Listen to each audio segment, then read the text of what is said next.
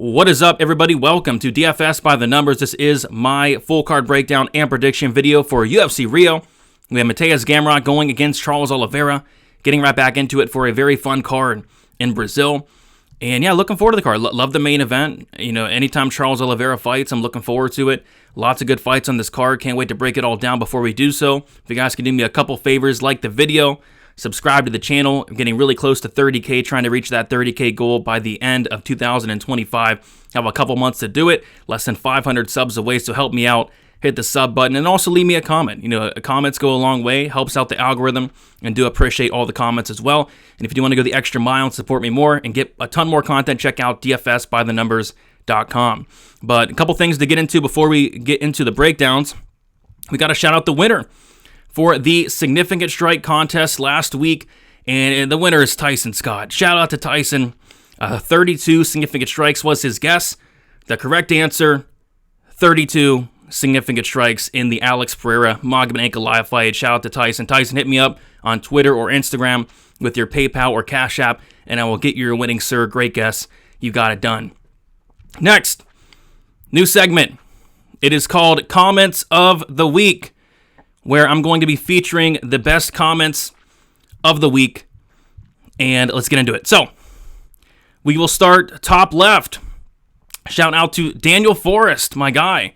He says, Brady, they need to give you an award for funniest and most entertaining. Your breakdowns and commentary is effing legendary. Appreciate you, Forrest. You made yourself on Comment of the Week. Very kind words from you. Do appreciate you a ton. Let's go bottom left to Thomas Prokop. He says, if you think Yuri is blocking punches with his face, you're out of the game, chatty kid. Maybe try to watch his last fight. He is increasing skills every day, not drinking cola and eating shit food like some redneck. Thomas, he blocks punches with his face. I mean, are you blind? I mean, watch the Roundtree fight. He blocks punches with his face, and that's okay. That's his style. Secondly, I was picking Yuri. Thirdly, I bet on Yuri. I don't know what you're bitching about, Thomas. I literally made one of my best bets of the year. I had Yuri KO 2-3. I had the fight ends by knockout. It was one of the best cashes of the year for me, so I don't know what you're bitching about, Thomas, but you made yourself a spot on Comment of the Week. Top right, DJ Fountain. He says, not to get sentimental, but I lost my sister when she was 7 years old, and her favorite song was My Heart Will Go On. Yesterday was her birthday, the same day you uploaded this video, and you just so happened to sing that song randomly. God bless, Brady. Thanks for the spirit lift. Glad I can lift the spirit, DJ. That's awesome. Yeah, last week I sang My Heart Will Go On by Celine Dion. Some people seem to like it. Some people seem to not like it, but most people did. And then bottom right, we got Andy J. He says, not a fan trying to be funny with the fighter portraits as well as the sexual jokes. I say that especially because you're making mistakes on the graphics. Maybe spend more time making sure the stats and numbers are correct before trying to make jokes. Just a thought. And I don't know if you're trolling or not, but you know, I can click back and see different comments from different weeks, and Andy posts a comment like this about every single week. Andy, a couple things. One, I can do whatever I want. I can make as many sexual jokes as I want. I can put funny pictures. I enjoy doing that. It's my channel. Two, don't blame me for the graphics. If you're going to blame anybody, it's my graphics guy.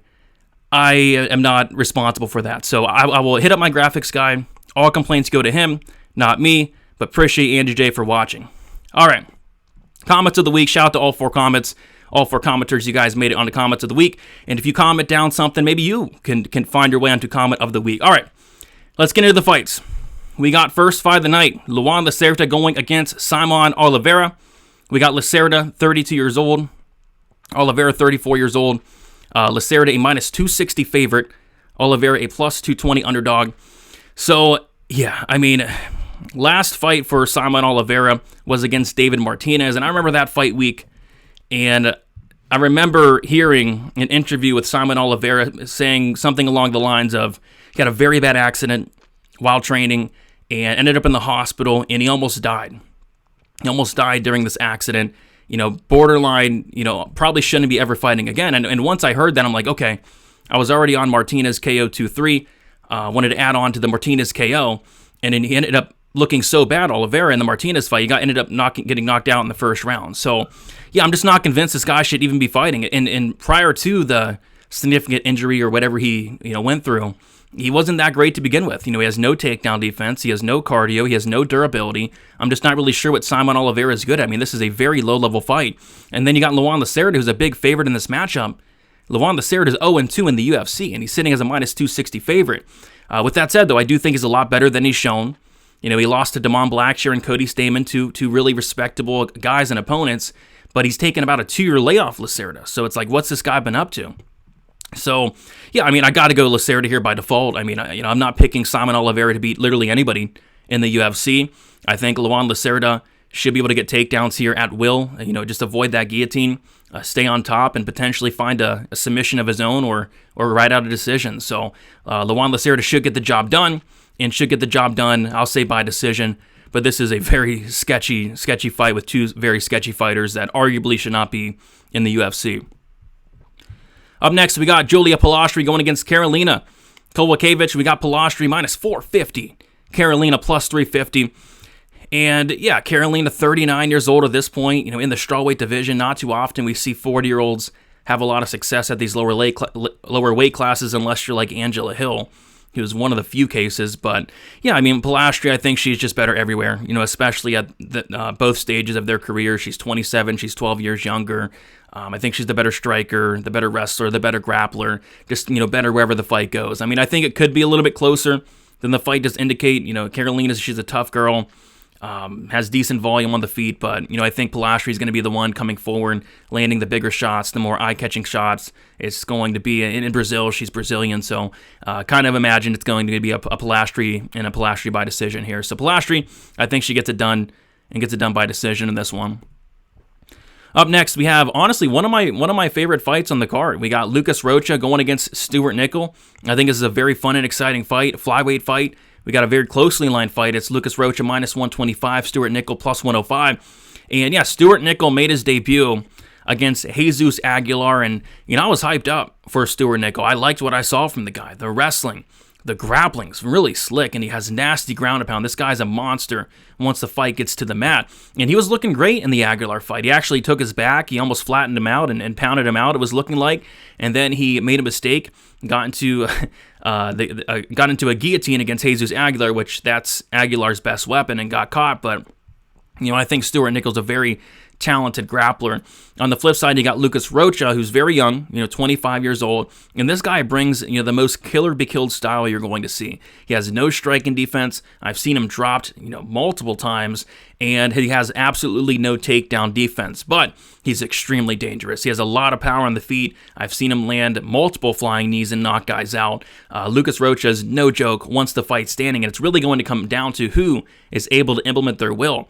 Is Stuart Nicoll going to be able to get this fight down to the ground? Is Lucas Rocha going to be able to get back up if he gets taken down or stuff some takedowns here potentially? I do lean ever so slightly to the Stuart Nicoll side. I think takedowns, they'll come easy, but it's going to be up to Rocha to potentially get back up. On the feet, it's not even close. On the feet, I heavily favor Lucas Rocha. He's actually a pretty decent striker and very dangerous. And then as far as Stuart Nicoll striking, I haven't seen it. I literally haven't seen much, if any, striking from Stuart Nicoll because he's always getting his fights down to the ground. So I'll say Stuart Nicoll finds a submission, but this is a very intriguing, pretty much striker versus grappler matchup. But give me Stuart Nicoll by second round submission. Up next, we got Bia Mesquita going against Irina Alekseeva. And by the way, look at Irina over there. Just a very handsome young lady. But yeah, Bia Mesquita, she's minus 550. Irina Alekseeva is plus 400. So, I mean, we see what they're doing here, right? I mean, we see what the UFC's doing. They're bringing in Irina Alekseeva, who's one of the worst fighters on the roster, and they're matching her up against Bia Mesquita, who definitely has some hype. I mean, she's one of the best female grapplers in the world. I mean, she's a legit BJJ black belt. If she gets the fight down to the ground, she's going to have a lot of success, and I am going to have to give my graphics guy a call. I think, Andy earlier in the video was maybe onto something because my graphics guy actually has this listed as a flyweight fight. This is not a flyweight fight because Irina Alekseeva can barely make bantamweight, and my prediction is, Irina Alekseeva will probably miss weight this weekend. She's going to probably try to gain an unfair advantage. I see Irina Alekseeva weighing in over the bantamweight limit, so it's definitely not a flyweight. So I'll be chewing out my graphics guy after the show. But anyway, regardless of what weight it's at. I mean, Irina Alekseeva, I'm just not sure what she's that good at. She has some good judo. She doesn't use it. She has good toughness, and that's about it. The striking's non-existent. She has some power. She's extremely hittable, extremely sloppy on the feet, extremely sloppy on the... She's just a sloppy girl. She's just very sloppy in there. And, Bia Mesquita, she's training at American Top Team with, fighters like Kayla Harrison. And she's been working with Kayla Harrison as well. The wrestling looks decent. And once she gets on top, like I said, it's her world. Legit BJJ black belt, legit submission grappling. And then she has nasty ground and pound as well. When she gets on top, her ground and pound is vicious. And we almost saw Melissa Mullins go out there and TKO Irina Alekseeva. It was very close to being stopped on a couple different occasions. And I just think if Bia gets on top of Alekseeva, the fight's going to be over, shortly after. I just don't think Alekseeva has much of a ground game, much of a get-up game. I see Mesquita going out there, getting her down at some point, and once she does, I think she's going to smash. So give me Bia Mesquita to win this fight. I'm actually going to take her to win this fight by second round. I think it's going to be a TKO. Moving on, we got Vitor Petrino going against Thomas Petersen. We got Petrino minus 310, plus 260 for Thomas Petersen. And this is a weird fight for me. I'm still not sure how I feel about Vitor Petrino at heavyweight, but he seems to have really filled out at heavyweight, seems to have put on a lot of muscle as well, and I think he's going to win a lot of fights, just because, a lot of these heavyweights are just, not great, and, I think Petersen's actually, a lot more skilled than he's shown thus far in the UFC, but it's still a pretty tough matchup for Thomas Petersen here, you got to imagine. It's like Thomas Petersen is probably not going to out-wrestle Vitor Petrino, and then Thomas Petersen is definitely not out-striking Vitor Petrino. So I think, Petrino definitely wins this fight. It's just how does he get it done? Does he knock out Thomas Petersen? Potentially. Does he potentially win a decision? Maybe. But I think Petrino gets his hand raised regardless. I'm leaning knockout for Vitor Petrino. I'll say he does touch the chin of Thomas Petersen. We'll say second round knockout for Vitor Petrino here. Next fight up, we got Clayton Carpenter going against Jafel Filho. We got Carpenter minus 120, Filho plus 100. And yeah, this is an interesting fight here as well. We got two guys that, I like. I like both these guys. Clayton Carpenter is a guy I've had my eye on for a while. This guy has, he's pretty good everywhere. Striking, solid, really good wrestling, really good grappling, BJJ black belt, good cardio as well. And he did take his first L against Tagir Ulanbekov in his last fight, but I thought he performed really admirably. He lost the fight. It was one of those close but clear fights where Tagir, won the fight. It was competitive in moments, but, clear win for Tagir Ulanbekov, right? But yeah, Jafel Filho, he's a really high-level grappler. I kind of worry about, the cardio a little bit, kind of worry about the striking a little bit, but I'm just seeing this fight play out primarily on the ground. I think Clayton Carpenter can get takedowns. I think Jafel Filho can get takedowns, and I think it's going to come down to who's able to, win some of these grappling exchanges, whose cardio is going to hold up a little bit better as the fight goes on. So I see why it's a closely lined fight.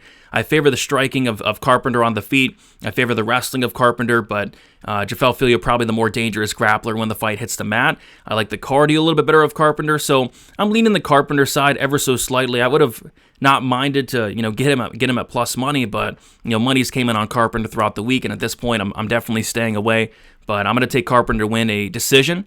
I think it's going to be a competitive decision. I think both guys are going to have their moments. I think Filho is absolutely going to have his moments. But I see Carpenter getting his hand raised by a close competitive decision here. Up next, we got Michael Aswell going against Lucas Almeida. We got Michael Aswell minus 145, Lucas Almeida plus 125. We have a couple really closely lined fights on this card. I think we have like 4 or 5 fights that are, at a pick 'em or close to it. This is another closely lined fight here, and I think it should be closely lined. So I like Michael Aswell. I like his skill set. The only thing I don't like, though, is he doesn't have a ton of pop in his punches. He can go out there and land a ton of volume, and the volume's been incredible thus far for Aswell. On Contender Series, he landed 165 significant strikes against Bogdan Grad. Against Balaji Oki, he landed 118 significant strikes as well. So this guy can go out there, he can pump out volume. I believe he's training with Joshua Vanna, those guys who do exactly that, just pump out a ton of volume. This guy's landing 9.1 significant strikes per minute, which is just unheard of. But he's losing these fights. I mean, he lost against Oki, he lost against Bogdan Grad. And that's because, the shots coming back his way, they just have more impact on him. They have more power coming back at him, right? And I kind of see the fight playing out in a way that Aswell is definitely going to land more volume. I think Aswell is going to land a lot more than Lucas Almeida. Almeida hasn't even landed, I think, 80 significant strikes yet in the UFC. But I think Lucas Almeida just has a lot more power. The big leg kicks, a ton of power in his hand. I mean, I think the power difference between these two is just astronomical. And we're in Brazil, so I expect this fight to go to decision. I expect this fight to be close. I expect this fight to go into the hands of the very crooked and corrupt judges. And I'll say Almeida, sneaks it out. Aswell, volume, Almeida with the power. I'll say they favor the power, the big shots, the big moments. The crowd reactions are going to all be behind Lucas Almeida. So I'll say Almeida wins a decision in this one. Up next, we have Ricardo Ramos going against Con Ofli.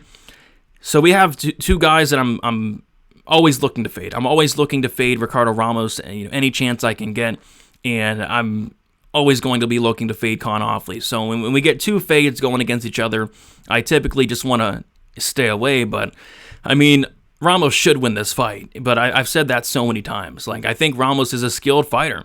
He's only 30 years old. He has a ton of experience, 24 fights. He's been in the UFC, it seems like, for forever now. The striking's good. The striking's dangerous. BJJ black belt, but I question the durability of Ramos. I question the fight IQ very highly, and I question the submission defense. I mean, this guy's been submitted how many times at this point in the UFC? And I question the heart a little bit. I've seen him kind of look for ways out in certain fights. So the skill is there, but the cardio, toughness, durability is all in question for me. And when I'm questioning all of those things, I kind of want to stay away from him. On the Con Ofli side, I'm just not sure what he's good at.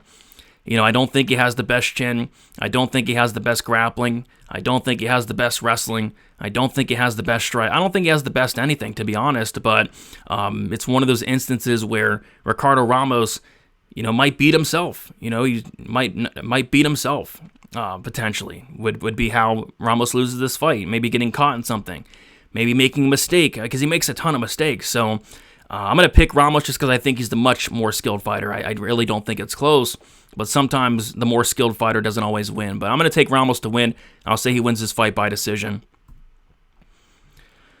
Up next, we have Mario Pinto going against Janata Diniz. We got Mario Pinto minus 105, Diniz minus 115. And yeah, heavyweight fight here, another very closely lined fight. I do like the Diniz side. I think it's as simple as I think Diniz is the better striker. I think Diniz has a lot more power. Mario Pinto, I mean, I wasn't really high on this guy from before his Contender Series fight. I remember taping him for Contender Series, and I remember falling asleep during some of his fights. It's like, this guy is so boring in a lot of his fights. I think it had a 5-round fight that went 25 minutes. I mean, Mario Pinto can be very low volume at times, a lot of waiting at times, and he made his debut against Austin Lane, and it's like, I was all over Pinto by knockout on that fight for obvious reasons, right? And it was a sweat. I mean, when it really shouldn't have been. Austin Lane was no joke, just beating his ass in the first round. Austin Lane was looking incredible. Austin Lane was looking career best. Austin Lane outlanded him 20-7 in significant strikes. Austin Lane knocked him down. And if you're struggling against Austin Lane and losing, rounds to Austin Lane, I'm very, very skeptical of you. He is only 27 years old, and he does do some things very well. He's quick. When he wants to let his hands go, they're fast, they're accurate. He has some power, but a lot of waiting, and that's what he kind of did in the Lane fight. Just a lot of waiting, not much thrown. He only attempted 11 strikes in the first round against Austin Lane. It's like, what are you doing, Mario Pinto? So yeah, Diniz, better volume, better power, just a better striker. I think Pinto's definitely faster, but I think Diniz is should win this fight. So I'm gonna say Diniz wins this fight. I'll say he wins it by, I don't know, it could be decision. I'll say decision for Janata Diniz. Just landing the bigger shots, landing more volume, and getting it done on the scorecards. All right, it is time for the co-main event. No, is it? No, it's not. Not the co-main event. We got a sanctioned murder here, pretty much. We got Joel Alvarez going against Vicente Luque. We got Joel Alvarez minus 550. Vicente Luque is sitting as a plus 400 underdog. So, Yeah, Vicente Luque is one of my favorite fighters all time. I mean, how can you not be a big fan of Vicente Luque? Vicente Luque has only had one boring fight in his entire career. That boring fight was against Rafael dos Anjos. And why was that fight boring? The fight was boring because the fight prior against Jeff Neal, Vicente Luque took a lifetime of damage. I mean, just so much damage in the Jeff Neal fight. Got dropped really, really bad and hurt really, really bad early in the fight. And then just took an absolute beating in round 3, and it was one of the most brutal knockdowns I've seen in a while, where Luque got hurt, Neal was following up, and then Luque just falls face first into the canvas. Keith Petersen probably a little bit too late in terms of stopping the fight, and then after that fight happened, it came out that Luque was suffering from like a brain hemorrhage or like a brain bleed, and I remember hearing about that. I'm like, okay, this guy probably shouldn't be fighting, Brain bleeds, it doesn't sound great to me. And I'm not a medical professional, and I've never claimed to be a medical professional, but, when we're talking about the brain and the bleeding, I mean, it doesn't sound good. So he comes back against RDA, and it's a fighting style we've never seen from Luque. We've never, ever, ever seen Luque go out there and hump somebody's leg for 15 minutes, 25 minutes. We've never seen it, but he humped RDA's leg for 25 minutes. And after the fight, he comes out and says that he was scared to get hit, which shocked me, because if you guys have been watching for Vicente Luque for a long time, you would never in a million years expect those words to come out of his mouth, that he was scared to get hit. And at that point, I'm like, okay, this isn't good. And then in the Joaquin Buckley fight, he quits. And if you would have told me that Vicente Luque quit in a fight, you would have told me that a couple of years, I would have called you crazy. This Vicente Luque quitting, no, never. This guy would never quit. This guy has some of the most toughness, heart, durability that you'd ever see, but he quit against Vicente Luque. He pulled guard, he covered up, and the fight was over shortly after. It was so bad, I think even Keith Petersen was reffing that fight. Keith Petersen had to even stop the fight. So, yeah, I'm worried about Vicente Luque. I'm worried about him, and this was not the original matchup, believe it or not. The original matchup was Vicente Luque versus Santiago Ponzinibbio, which that's a fair fight, because I think Ponzinibbio's durability's kind of waning. Ponzinibbio's like 40. I think that was a very fair matchup. I think the UFC might have been doing Luque a little bit of a favor, but Ponzinibbio had to pull out, and guess who steps in? Joel Alvarez, who's one of the scariest guys in the lightweight division. He's moving up a weight class, and people are talking about Alvarez moving up a weight class like it's a bad thing. It's absolutely not a bad thing. This guy probably had to kill himself to make 155. This guy's missed weight at 155 several times, and even at welterweight, he's a massive welterweight. He's 6'3" at 170. Him moving up a weight class, I think, is well overdue. I think it's a great move, and he's still going to be much bigger in this matchup. So, I think Alvarez wins this fight. I think he wins it very dominantly. I think he can win it in multiple different ways. I could see him, hitting Luque hard, and Luque looking for the door and looking for a way out. I could see him hurting Luque on the feet. I could see Luque shooting in and getting his neck snatched up. I could see Luque shooting in and getting his neck snatched up while not being hurt. I can see a lot of ways for Alvarez to not only win this fight, but win it very dominantly. So I'll say Alvarez wins this fight. I think it's a first-round sub. I think it's a first-round club and sub for Joel Alvarez. All right, now it's time for the main or co-main event. If you guys have not already, be sure to smash the like button for me. Get those comments in there. Maybe you can get featured on Comment of the Week next week. And then also subscribe to the channel. Do appreciate all three of those things. We got Montel Jackson, Davison, Figueiredo. We got Montel Jackson minus 300. Davison Figueiredo sitting as a plus 250 underdog. And yeah, you would think they'd give Figgy, especially in Brazil, just a little bit easier of a matchup. But they're giving him Montel Jackson here, and Figgy, he's lost his last two fights, so I think it would have been cool to see him get somebody, I don't know, somebody not named Montel Jackson for this fight. But Montel Jackson, I've always thought he's very skilled. I've always thought the skill was there. He hasn't really fought the best competition. Early in his career, he's fighting guys like JP Bays, Jesse Strader, Ronnie. I mean, some of these fights should have never been sanctioned, and he handled a lot of these guys accordingly, but he doesn't really have that big name on his resume. The wins against Damon Blackshear, yeah, that's a good win. A win against Daniel Marcos, that's a pretty good win. But if he was able to beat a guy like Deiveson Figueiredo, that's a big name, and that's a big, it's going to be the biggest and best win of Montel Jackson's career, and I think he does get the win. I think Montel Jackson should be able to stuff takedowns here. He's so much bigger. 5-inch height advantage. He's going to have a 7.5 reach advantage. I think Jackson should be able to keep this fight where he wants it.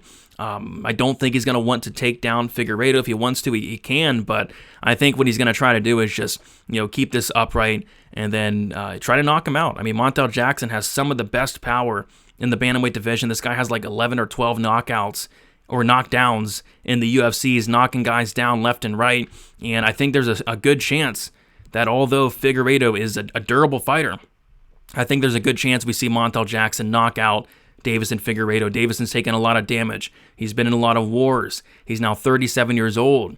I think there's a good chance we see Montel Jackson get a knockout here. So I'm going to say Montel Jackson wins this fight. I'm going to say Montel Jackson wins this fight by first round knockout. All right. Before we get into the main event, just want to remind you guys to check out dfsbythenumbers.com. It's the best way to support me. I'm doing a ton of content on the website. You get access to my stats, write-ups for all my bets, write up all the fights, the best bet article, and the confidence ratings. I do an article where I break down the fights, get my pick, prediction round method, confidence ratings, and the best bet for each and every fight. And then I also do like long shot props and stuff, first notice on all bets in the Discord, access to the Discord, and then doing a ton of Dana White's Contender Series content as well, and looking to be adding things in the near future as well on the website. So check me out, dfsbythenumbers.com, and come join the Discord, come join the community. And it's been a really good run. These last 2 months have been really good. I was on a skid about 3 months ago, but these last 2 months, the reads have been really good. Had my third biggest night of the year for UFC 320 and looking to keep the ball rolling for UFC Rio. All right, main event. It is Mateusz Gamrot going against Charles Oliveira. I cannot wait for this main event. Anytime Charles fights, looking forward to it. One of the most exciting fighters in UFC history. This guy brings it time and time again. But, this is it's a tough fight to call in a way. Like, I know who I'm picking, and I like him to win, but there's some red flags on both sides. We'll start with Mateusz Gamrot. Mateusz Gamrot, I'm watching this guy's fights back, and it's like he's getting hurt in every fight. Mateusz Gamrot is literally getting hurt in every single fight he's in. It's like he's never been finished, but at what point is he going to keep getting away with this? We saw Dan Hooker hurt him very badly. We saw Rafael dos Anjos drop him. We saw Guram Kudus back in the day in his debut drop him. We've seen him getting dropped by Arman Tsarukyan. This guy gets hurt and dropped by pretty much every single person he fights. Jalen Turner hurt him with everything. Every time Jalen Turner landed, Mateusz Gamrot was looking wobbly. So it's like, I think the durability of Mateusz Gamrot, although never been finished, I think the durability is in serious question for Gamrot. He's never been finished yet. He's going to get finished soon. Is it in this fight? We'll have to find out. But I think the durability of Gamrot is in question. Gamrot's a guy that has typically always had good cardio. I don't know if it's just me, but the cardio hasn't been looking as elite as usual. Maybe he's getting up there in age. I don't know what's going on, but the cardio doesn't look as good. Didn't love how he looked late in the Klein fight, the Hooker fight. Just haven't liked how he's been looking later in fights as of recent. And Gamrot's taken this fight on short notice as well. Taking a fight on short notice, flying all the way to Brazil against a very dangerous guy in Charles Oliveira. So I think there's some red flags on the Gamrot side.